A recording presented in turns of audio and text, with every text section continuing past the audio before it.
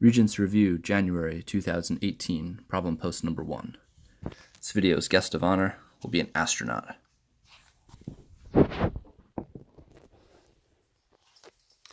Alright, so looking at number 25 from the January 2018 Algebra 1 Regents exam, it asks us to graph the function f of x is equal to the absolute value of x minus 3 plus 2.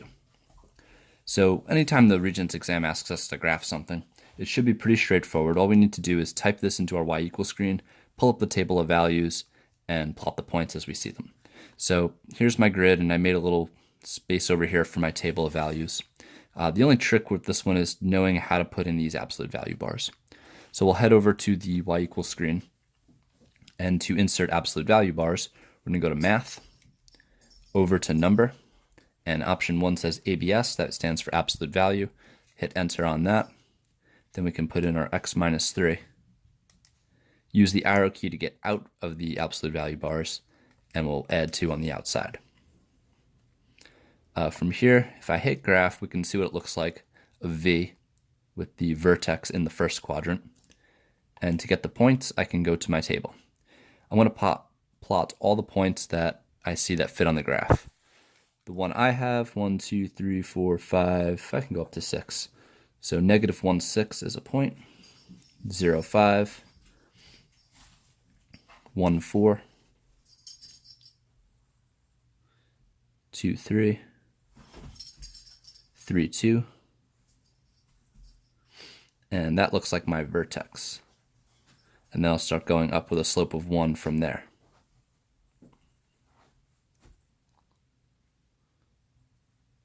So I can connect these points, and there is my graph. And it's always a good idea to transcribe the table, because if you happen to make a mistake on this exam, we can still get half credit if we graph the incorrect function correctly.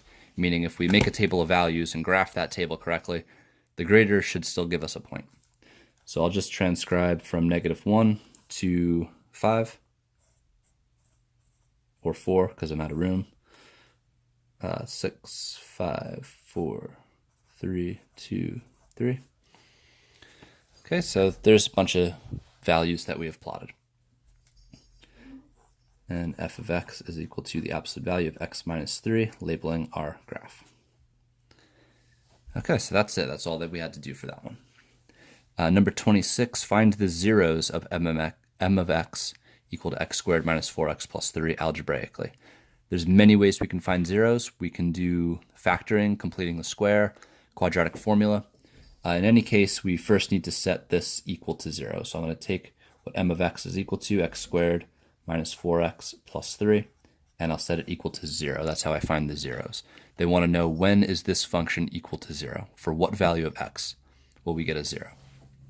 I think the most straightforward approach would be factoring, am factoring.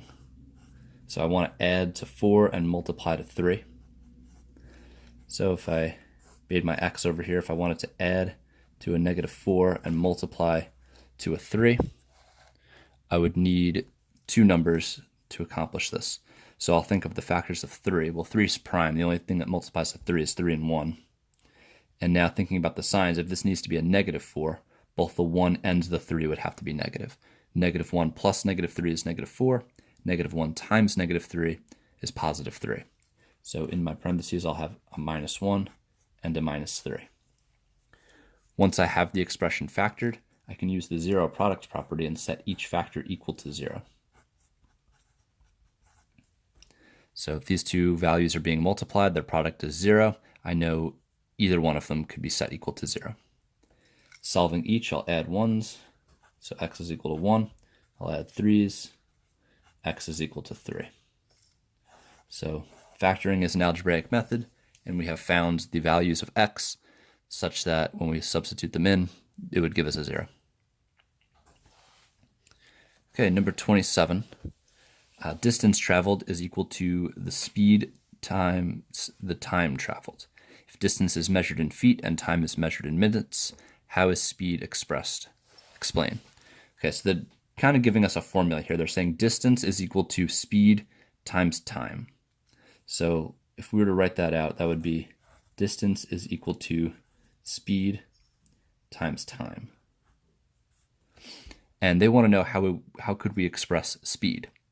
Well, first let's just solve this for speed by dividing by t. So distance divided by time is equal to speed. So speed, I think the most common expression of speed is miles per hour. But in this case, we're using feet instead of miles, and we're using minutes instead of hours. Notice that the feet is the distance in the numerator, the minutes is the time in the denominator. So it's numerator per denominator, so feet per minute. So we would say speed is feet per minute. Speed is feet per minute, since distance is the numerator.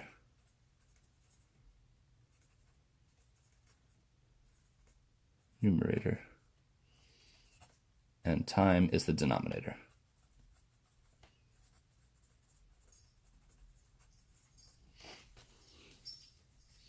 Okay, so we solved the literal equation, distance divided by time, feet per minute.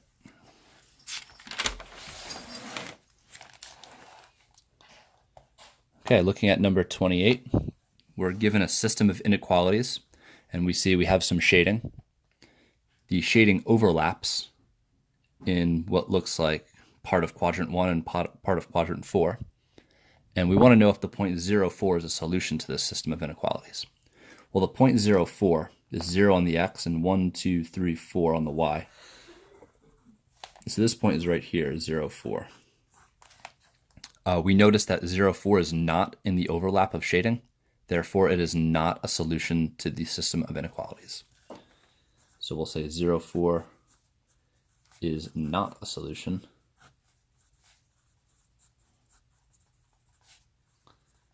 since it is not in the overlap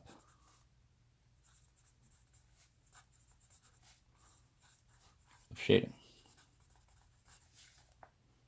So this is our solution set, overlap of shading.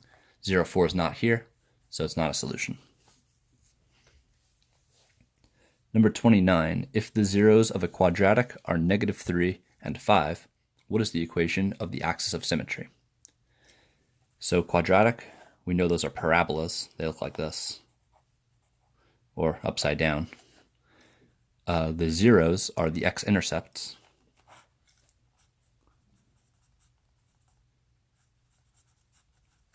And they're saying that the zeros are -3 and 5. So if we have our x-axis here, and maybe this is our y-axis. 1, 2, 3. 1, 2, 3, 4, 5. So they're saying we have x-intercepts here and here. The axis of symmetry would be the vertical line, imaginary vertical line, that goes right through the vertex of the parabola. The vertex is that turning point. So this always is equidistant to each side of the parabola. The distance from the axis of symmetry to one point on the parabola is the same distance as the axis of symmetry to the opposite side point. So that means that the axis of symmetry would have to be right in the middle of -3 and 5.